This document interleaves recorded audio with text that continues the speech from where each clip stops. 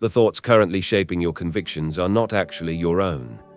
When you experience a sudden surge of righteous anger during an online debate, you are not exercising independent agency. You are reacting to a deeply embedded cognitive bias. The school of Jungian analytical psychology reveals that when the individual ego weakens under modern stress, it is instantly hijacked by ancient structures within the collective unconscious. Uncovering this hidden parasitism will fundamentally shatter your understanding of personal identity, revealing the timeless forces that truly pull the strings. We traditionally assume that our opinions are the result of conscious deliberation, formed through personal experience, careful reading, and rational analysis. However, a deeper examination of human behavior suggests that ideas often operate less like passive tools and more like active, biological pathogens. They constantly seek out vulnerable minds, waiting for moments of cultural dislocation or emotional instability to plant themselves firmly within the psyche. When a potent ideology sweeps through a society, it does not merely convince people through logic, it aggressively colonizes their entire psychological framework. This process rapidly transforms distinct individuals into predictable repeaters of a single, standardized narrative. The authentic personality is effectively pushed aside, leaving behind a hollow vessel that speaks words it did not originate. This phenomenon is known as archetypal possession, where a person is no longer a sovereign thinker, but a host for a collective psychic infection. A person sits completely motionless in a dark room, staring intensely at a glowing screen while experiencing a suffocating tightness in their chest. Their fingers tremble slightly as they scroll through a wave of conflicting opinions, driven by an agonizing need to find certainty amidst the digital noise. This visceral physical reaction marks the exact moment the vulnerable ego surrenders its autonomy to a larger collective wave. The underlying tension is not a simple response to online media, but rather the visible manifestation of a deep psychological exhaustion that has quietly eroded the individual's inner defenses over many months. When this internal boundary collapses under continuous social stress, the dividing line between personal identity and mass hysteria instantly vanishes. The individual completely stops generating independent thought and is instead driven by the overwhelming currents of the collective unconscious. Within this fragile state, the mind eagerly embraces the incoming ideology because the new belief system provides an artificial, immediate relief from the pain of isolation. This dynamic introduces a terrifying paradox into the contemporary landscape of human consciousness.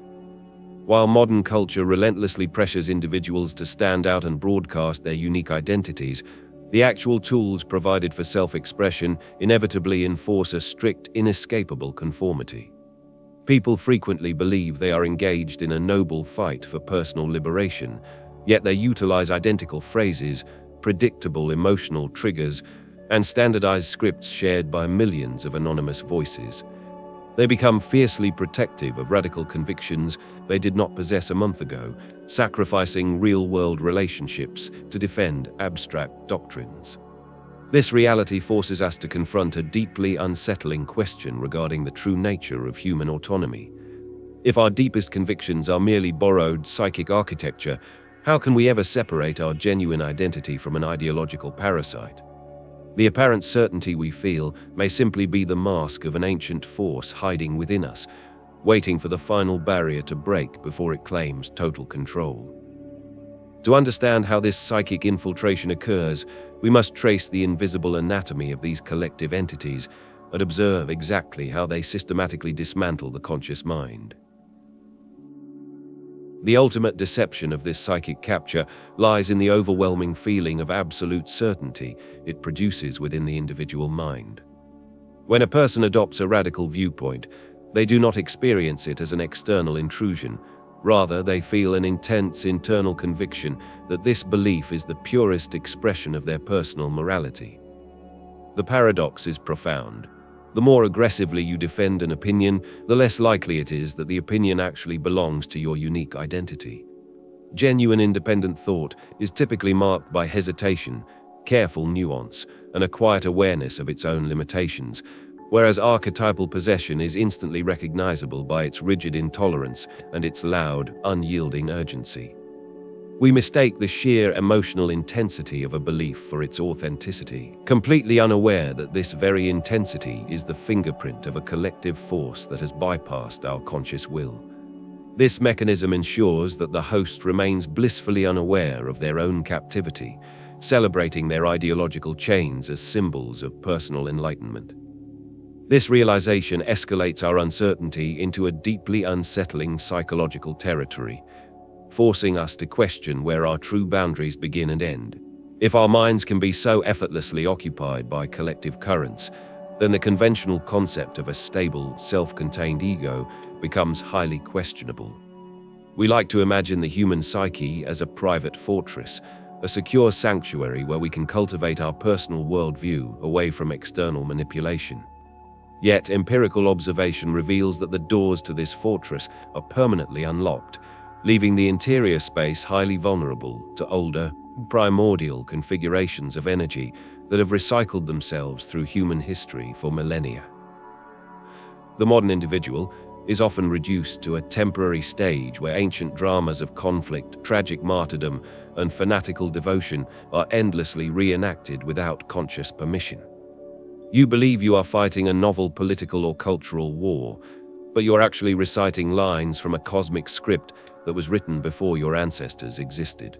While we may discover that these ancient archetypes provide the fundamental raw material for all human behavior, we are left with a far more disturbing question. How does this invisible system silently manipulate our daily perceptions before we even have the chance to form a single conscious thought? To understand the mechanics of this internal colonization, we must first look at the quiet, everyday operations of the unconscious mind. Long before an individual falls victim to an overt ideological obsession, their daily choices, emotional reactions, and personal preferences are already being silently sculpted beneath the surface of conscious awareness. We observe this in the sudden, irrational dislikes we experience toward strangers, or in the repetitive, self-destructive patterns of behavior that we continuously repeat despite our best intentions. These occurrences suggest that the conscious ego is not the absolute master of its own house, but rather a latecomer to a psychological process that has already reached its conclusion in the dark.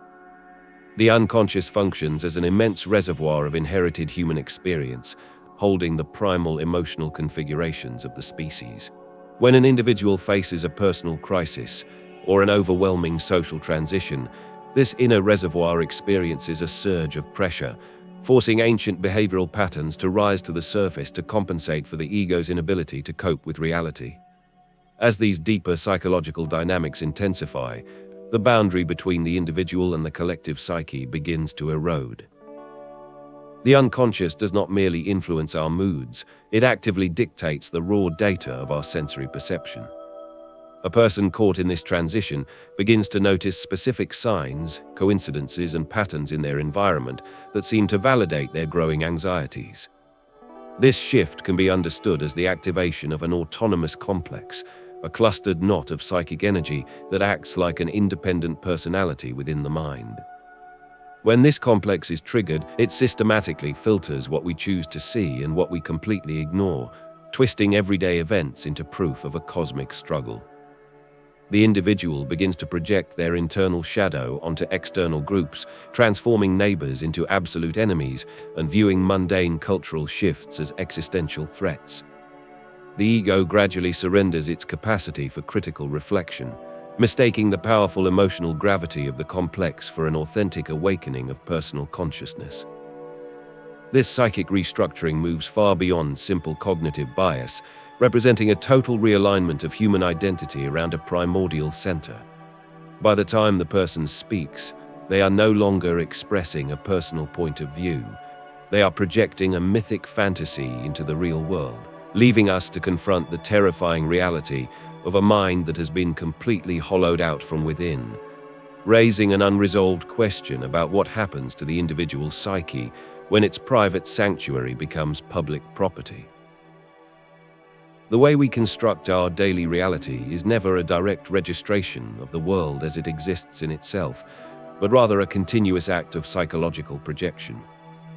The mind projects its internal archetypal structures onto the external environment, painting the blank canvas of daily life with the vivid colors of its own unconscious anxieties. When multiple individuals fall under the sway of the same collective force, their separate realities align into a shared, impenetrable delusion. They look at a complex, multifaceted social issue and see only a binary battle between absolute good and absolute evil, entirely convinced that their perception is an objective recording of facts. This collective distortion creates a closed feedback loop where every external event is immediately warped to confirm the pre-existing mythic narrative. The individual cannot easily see outside this reality model because the model itself has become the primary lens through which their eyes function, effectively blinding them to any data that could disrupt the comforting stability of their possession. This psychological confinement offers a partial resolution to the paradox of modern conformity, though it reframes our understanding of human freedom in a deeply unsettling direction. We previously asked how a person can separate their genuine identity from an ideological parasite, but this question assumes that a pure, entirely isolated ego exists independently of the collective psyche. In reality, the conscious ego appears to function as a highly fragile construct that can only maintain its coherence by leaning against these massive, inherited structures of meaning. The ideological parasite does not merely hijack an already complete mind. It actively fills a pre-existing void within a hollow personality that is desperate for structure. Therefore, the sudden fanatical devotion we observe in the world is not a sign of a strong identity being overwritten, but rather a desperate defense mechanism protecting a weak ego from the terrifying prospect of its own emptiness. We do not adopt opinions to express who we are. We adopt them to hide the fact that we do not know who we are without them. Yet, this psychological security contains an ultimate trap, because the moment you completely merge with a collective archetype to escape your private anxiety, you unknowingly commit the ultimate act of self-annihilation. You become a living ghost, walking through a world of your own making, completely unaware that the entity currently speaking through your mouth has already chosen the exact date of your psychological execution.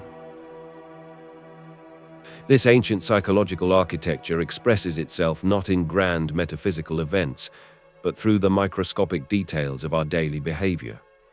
Archetypal possession leaves a distinct visible signature through the sudden tightening of a person's jaw during an ordinary conversation. It manifests in the unnatural speed of their speech when a specific keyword is mentioned. It shows itself clearly in the mechanical rigidity of their physical posture. These subtle somatic signals reveal that the body is reacting to an internal threat that the conscious mind refuses to acknowledge. From the perspective of perception physics, the mind under possession operates like a restrictive information filter, discarding the rich complexity of human interaction to preserve a simplistic, high-contrast model of reality. The individual begins to emit subtle, nonverbal cues that signal deep hostility, unconsciously forcing everyone in their environment to react with defensive caution. This behavioral programming creates an inescapable loop, as the person actively provokes the very antagonism they claim to be fighting against. A person walks into an ordinary workplace and immediately feels a heavy, unspoken tension that makes their stomach instantly knot with unexplainable defensiveness. This subtle somatic resonance demonstrates that our private minds are constantly broadcasting and receiving emotional frequencies beneath our conscious awareness. When an individual is entirely consumed by an ideological complex, their non-verbal projections act like a localized gravity field that distorts the behavior of those around them. They no longer see a unique human being standing in front of them, but rather a symbolic actor who must fit into their internal mythic drama. Every casual gesture or ambiguous glance from a coworker is instantly interpreted as a calculated insult or a sign of secret betrayal. This continuous misreading of reality locks the person into chronic hypervigilance, forcing them to exhaust vital psychological energy on invisible internal battles. The profound tragedy is that the host actively builds the very prison they complain about, mistaking self-inflicted isolation for a noble sacrifice. Clinging to borrowed convictions rapidly alienates the real-world relationships that anchor a fragile identity. This alienation signals a dangerous turning point where the inner world completely detaches from objective feedback, leaving the ego entirely at the mercy of the ancient archetype. You may think this terrifying psychological capture is a rare affliction reserved only for historical fanatics, but the mechanism is quietly operating within the boundaries of your own everyday choices. The very patterns of sudden, reactive anger you experience in your private life are the quiet footsteps of this ancient force reclaiming territory within your mind. The quiet deterioration of personal autonomy usually happens in complete silence, far away from the noisy arenas of public debate. A person finds themselves pacing the floor of an empty house late at night, unable to quiet the racing thoughts that keep them awake. The mind endlessly rehearses imaginary arguments against invisible opponents, generating a wave of toxic adrenaline that poisons the physical body. A profound sense of alienation begins to settle heavily over daily life, making even the closest relationships feel distant and superficial. The individual slowly realizes that their reactions have become entirely predictable, as if they are merely following a script written by someone else. They feel an exhausting internal pressure to maintain an unyielding stance on issues that do not actually impact their immediate survival.